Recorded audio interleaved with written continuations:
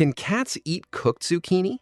Yes, cats can safely eat cooked zucchini in small amounts. Plain cooked squash is non-toxic and can even provide some healthy fiber for your pet.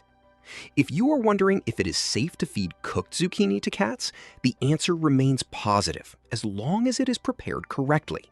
Never add garlic, onions, salt, butter, or oil because these ingredients can make your cat very sick. You might also ask if plain zucchini is good for felines. While it contains beneficial nutrients, cats are obligate carnivores, which means they get most of their essential nutrition from meat. Vegetable snacks should only be an occasional treat rather than a main meal. Before adding any human food to your pet's diet, you should always consult a licensed veterinarian. If you want to offer this snack, cut it into tiny, soft pieces to prevent choking. Knowing if cats can digest prepared zucchini helps you share safe treats without causing stomach upset. Cooked plain zucchini is a safe, low-calorie option if your cat happens to enjoy the taste and texture.